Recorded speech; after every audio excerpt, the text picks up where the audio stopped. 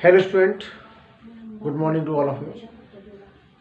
अब जो डिस्कस कर रहे हैं इसमें आप इसमें इलेक्ट्रोकेमिस्ट्री के आगे की बारे में इसमें आप जो फर्स्ट लेक्चर में डिस्कस किया था उससे आगे का कुछ इसमें दिए डेफिनेशन।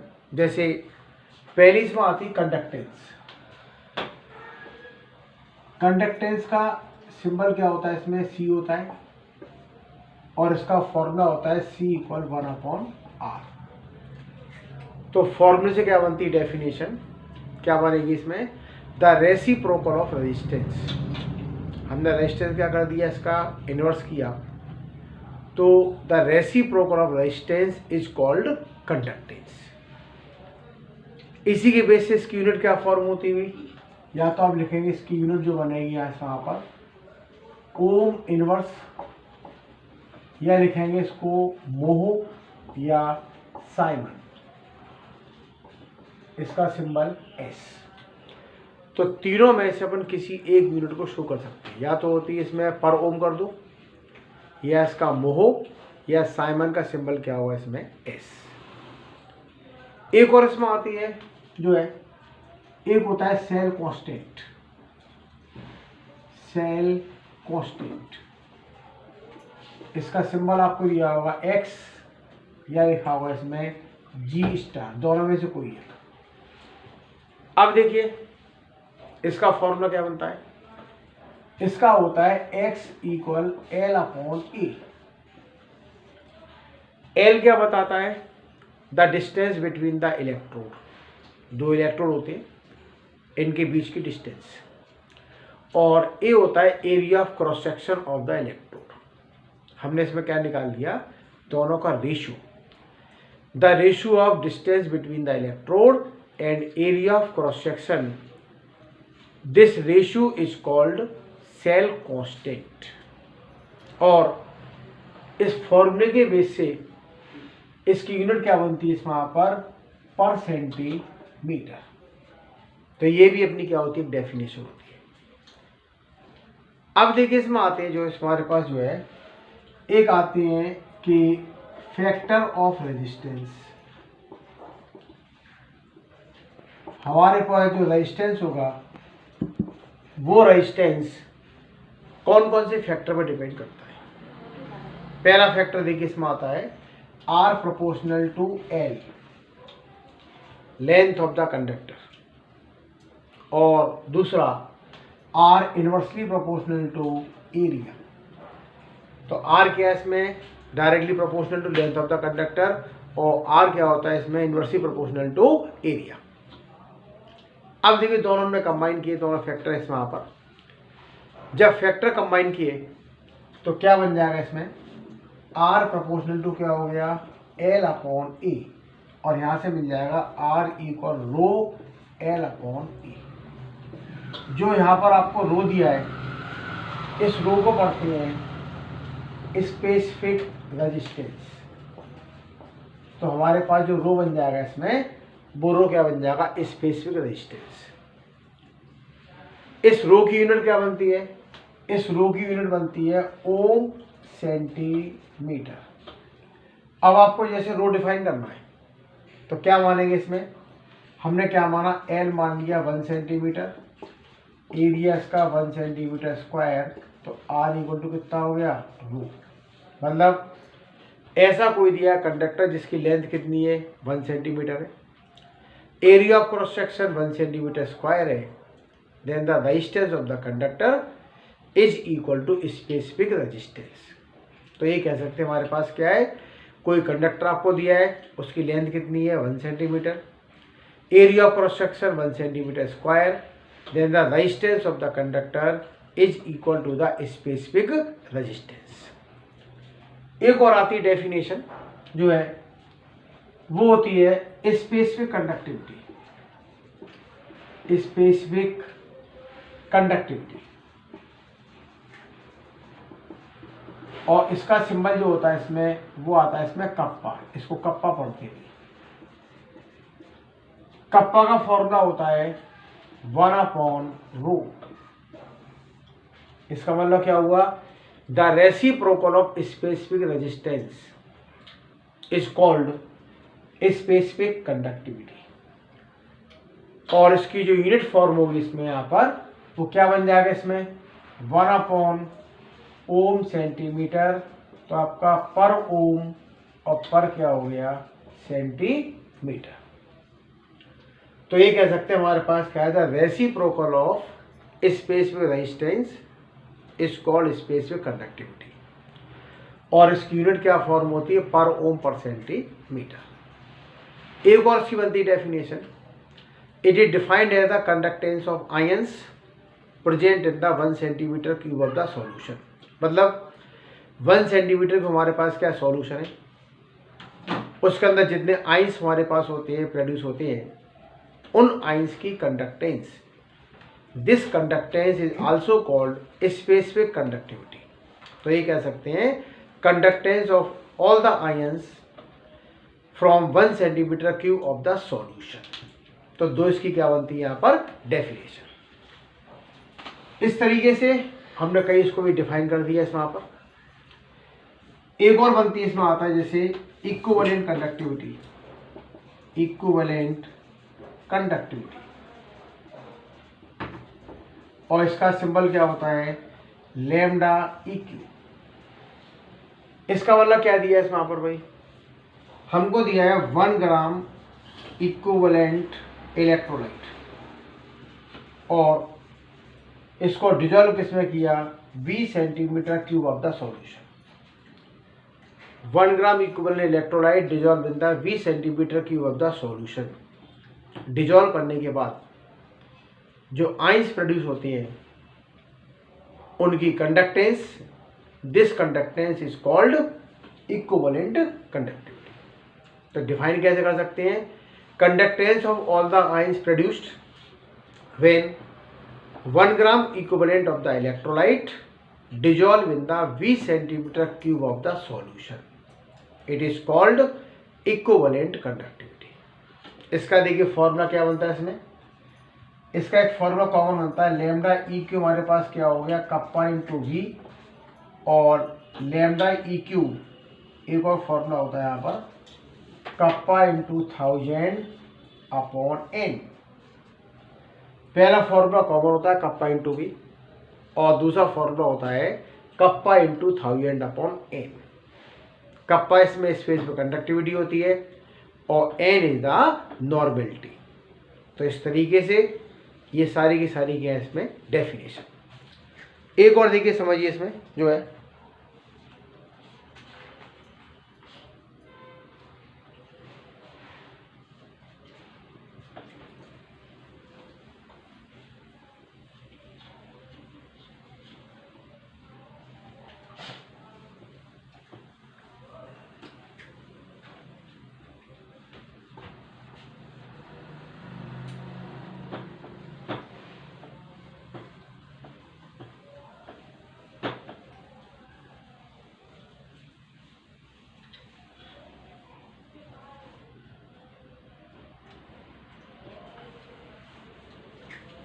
इसके बाद एक और आती है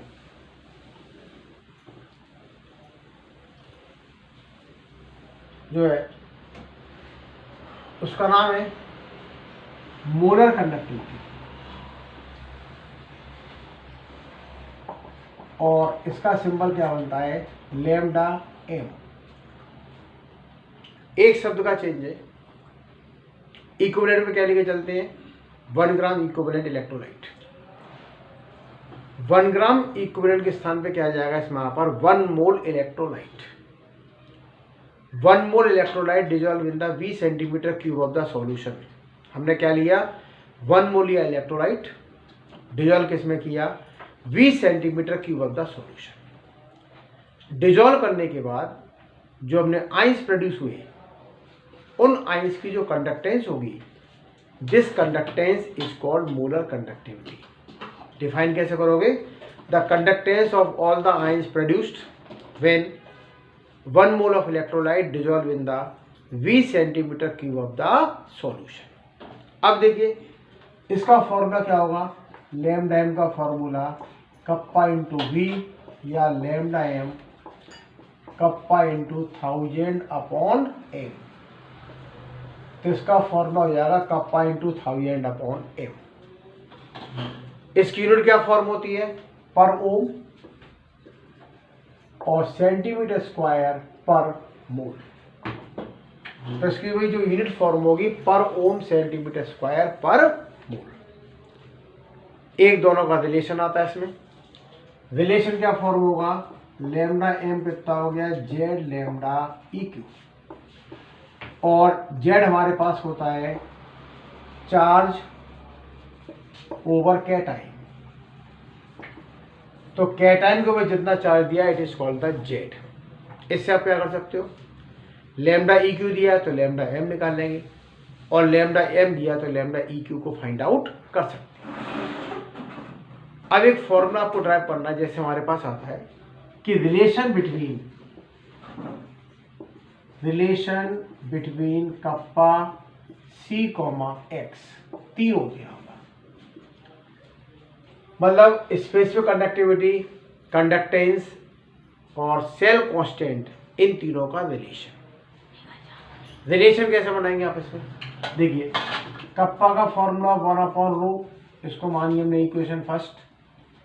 एक फॉर्मूला होता है R equal to row L/A, तो रो हमारे पास कितना हो गया? RA/L। भाई कप्पा का फॉर्मूला 1/ρ दिया है, R का फॉर्मूला रो L/A, तो रो कितना आ रहा? RA/L। इस रो की वैल्यू कहाँ पुट करेंगे? इक्वेशन फर्स्ट में। तो क्या मिल जाएगा इसमें? कप्पा इक्वल 1/ρ कितना हो गया? RA/L आपका इसमें ऊपर, तो क्या बन जाएगा इसमें? 1/R/L/A, और ये क्या बन जाएगा इसमें? CX। C की वैल्यू 1/R, X की वैल्यू L/A। तो इस तरीके से हमारा फॉर्मूला क्या बना? Kappa equal CX। कप्पा इसमें specific conductivity, C is the conductance, X is the cell constant. तो रिलेशन क्या बन जाएगा आप इसमें? Between specific conductivity, conductance and the cell constant. अब देखिए इसमें एक और आता है, आपको दिया है जैसे effect of dilution on kappa, lambda M और लैम्डा ई क्यू। अगर आप वाटर को ऐड करते हैं, डाइल्यूट करते हैं, तो उसकी वैल्यू पर क्या इफेक्ट होगा? इफेक्ट दो ही होते हैं, आइदर इंक्रीज और डिक्रीज।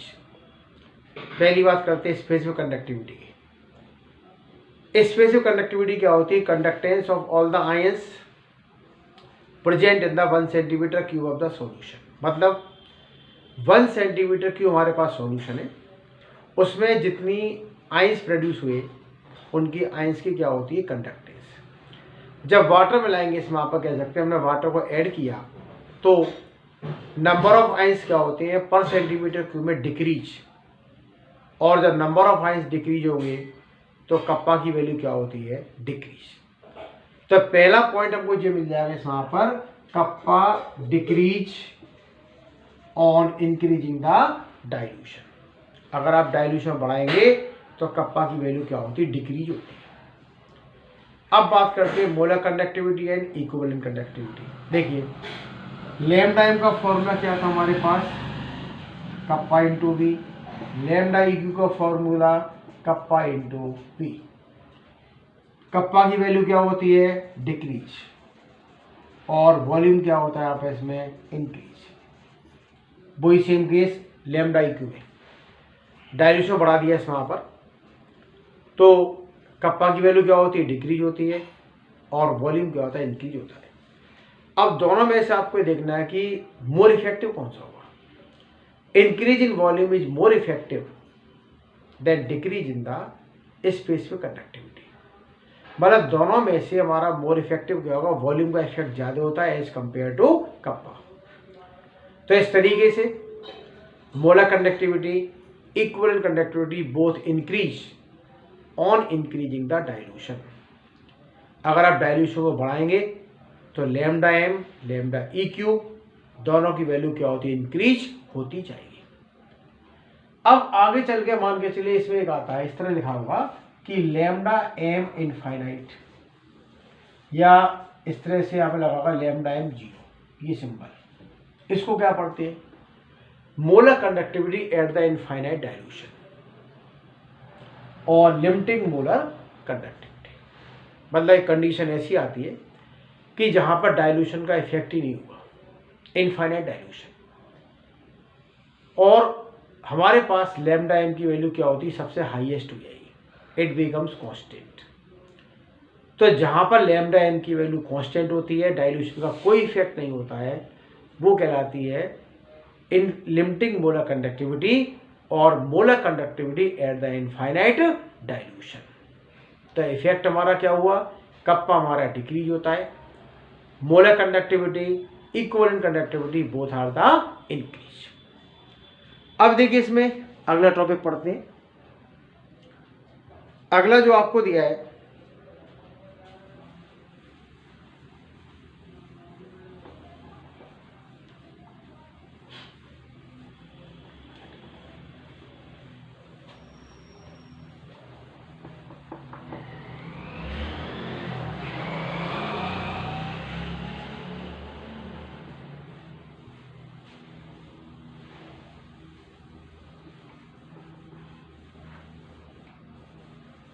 देखिए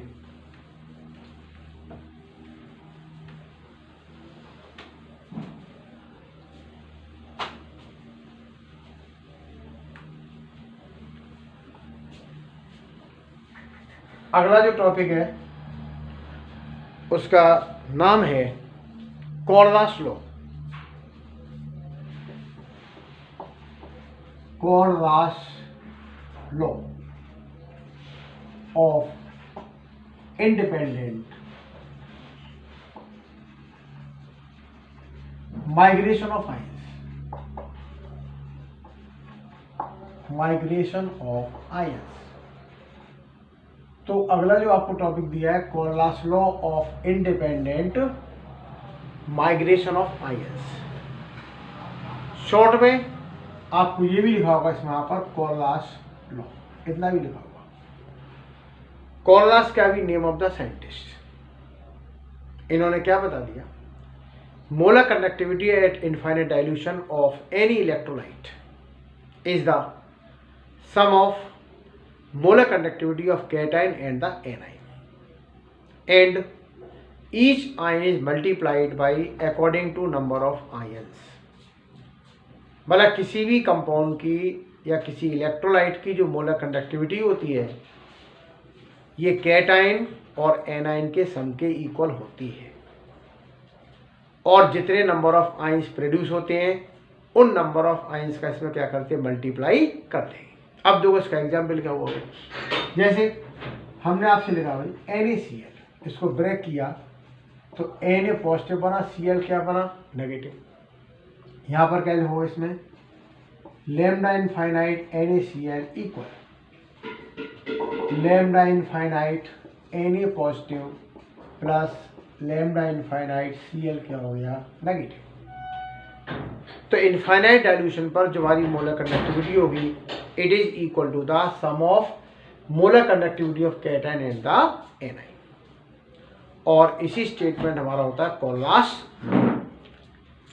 अब देखिए भाई, बात करते हैं जो है इसके एप्लीकेशन, कहाँ कहाँ पर इसका इसमें यूज कर सकते हैं।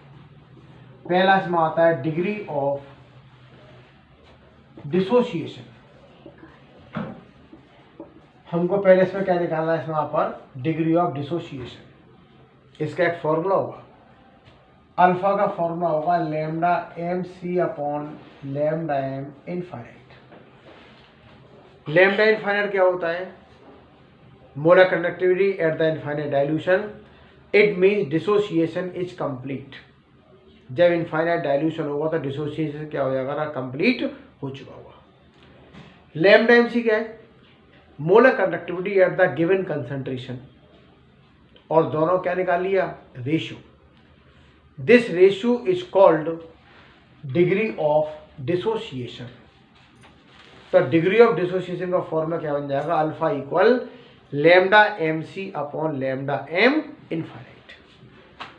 अब देखो भाई दूसरा एप्लीकेशन क्या होता है भाई? दूसरा आपको जो दिया है इसमें आता है भाई डिसोसिएशन कांस्टेंट, डिसोसिएशन कांस्टेंट, इसका एक फॉर्मूला होता है K equal C alpha square upon 1 minus alpha. Alpha को कहाँ से मिल जाएगा? फ्रॉम द फर्स्ट एप्लीकेशन, जो अल्फा की वैल्यू आए इसको यहाँ पुट करेंगे तो कहलाएगा डिसोसिएशन कांस्टेंट। और ये फॉर्मूला किसके लिए काम करता है? For the Ostwald dilution law. तो फॉर्मूला क्या दिया? K equal C alpha square upon 1 minus का अल्फा। तो इसमें हमारा जो K होगा, this K is called dissociation constant और C इज द कंसंट्रेशन। अब देखिए इसमें एक और तीसरा इसमें आता है solubility of sparingly soluble salt. कुछ ऐसे साल्ट होते हैं जो वाटर में बहुत कम डिजोल्व होते हैं, जैसे लेड सल्फेट, सिल्वर क्लोराइड, उनको बोलते हैं स्पेयरिंगली सॉल्युबल साल्ट। तो कुछ ऐसे साल्ट होते हैं जो वाटर में क्या होती है, बहुत कम डिजोल्व होती है। We can find out their exact solubility. तो सॉल्युबिलिटी का फॉर्मूला क्या होता है इसमें S equal kappa into 1000 upon lambda m infinite. इस फॉर्मूले से S अपनी सॉल्युबिलिटी है, कप्पा स्पेस में कंडक्टिविटी, ये molar conductivity at the infinite dilution. यहाँ से आपको जो सॉल्युबिलिटी मिलती है वो आपको किसमें मिलेगी? यहाँ पर मोल पर लीटर। तो तीसरा एप्लीकेशन क्या बनता है? Solubility of sparingly soluble salt. अब देखिए एक और बचा है फोर्थ एप्लीकेशन। फोर्थ जो आपको एक और दिया है इसमें, जैसे भाई देखिए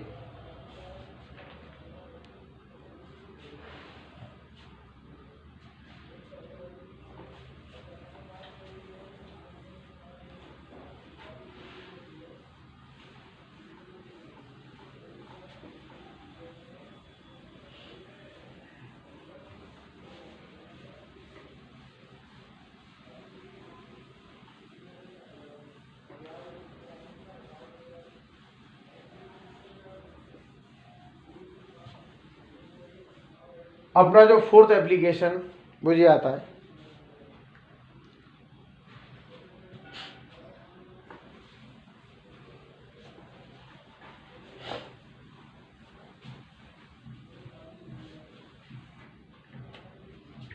वो है lambda infinite for weak electrolyte. ठीक है, तो आपको दिया है lambda infinite for the weak electrolyte. अब देखिए वीक इलेक्ट्रोलाइट के लिए they are very less ionised, इसका लैम्डा निकालना पॉसिबल नहीं होता है। तो इसके लिए जो मेथड यूज करते हैं उसका नाम होता है इनडायरेक्ट मेथड। इनडायरेक्ट मेथड उसका अपन यूज करते हैं। इनडायरेक्ट का मतलब क्या होगा?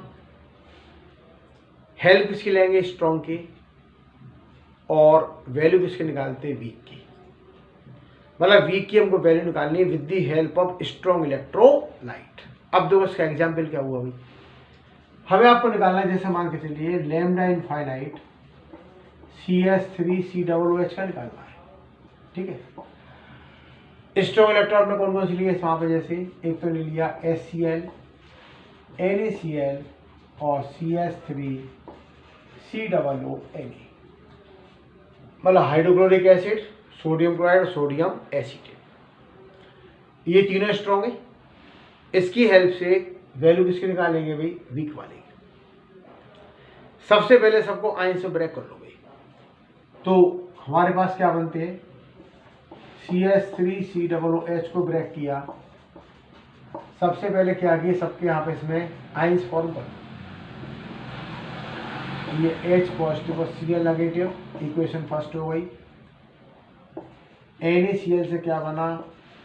Na पॉजिटिव Cl नेगेटिव आपका सेकंड, और CH3 COO Na से क्या बना, CH3COO प्लस Na पॉजिटिव। हमने जिसकी वैल्यू निकालनी है उसको आयन से ब्रेक किया, और जो स्ट्रॉन्ग होते हैं साल्ट या स्ट्रॉन्ग इलेक्ट्रोलाइट उसको आयन से ब्रेक किया। इनडायरेक्ट मेथड क्या होता है कि आपको इन तीनों को अरेंज करना है और ये हमारी इक्वेशन फॉर्म होनी चाहिए। अब देखो एसीटेट हमको कहां से मिल रहा है, इक्वेशन थर्ड से। H प्लस कहां से मिल रहा है, फर्स्ट से। एसीटेट फ्रॉम इक्वेशन थर्ड और H पॉजिटिव कहां मिलता है, फ्रॉम इक्वेशन फर्स्ट। तो इसमें क्या लिखेंगे यहाँ पर भाई, equation third plus equation first. अब यहां पर हमारा एक्स्ट्रा क्या आएगा, देखो भाई Na पॉजिटिव एक्स्ट्रा जे आ गया, Cl नेगेटिव एक्स्ट्रा जे आ गया। तो इसमें क्या करोगे, सेकंड वाला माइनस कर दोगे, तो माइनस क्या हो जाएगा इसमें, इक्वेशन सेकंड। तो इस तरीके से क्या करना है भाई, आपको फर्स्ट और थर्ड को प्लस करके सेकंड को माइनस करना है। कैसे इसको लिखेंगे देखिए आप इसमें, जैसे हम आप लिखेंगे जैसे लैम्डा इनफाइनाइट जो होगा CH3COOH इक्वल, थर्ड में कौन सा आ गया, lambda infinite CH3COONA plus lambda infinite आपका HCl माइनस लैम्डा इनफाइनाइट क्या हो गया, NaCl। तो हमने थर्ड कौन से लिया कंपाउंड, सोडियम एसीटेट, फर्स्ट कौन सा लिया HCl और सेकंड NaCl को माइनस कर दिया।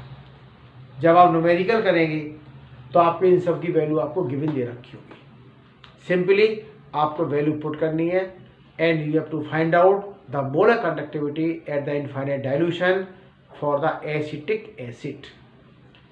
इस तरह का जो मेथड होता है this is called indirect method. तो आज आप यहां तक इसकी स्टडी करें। ओके।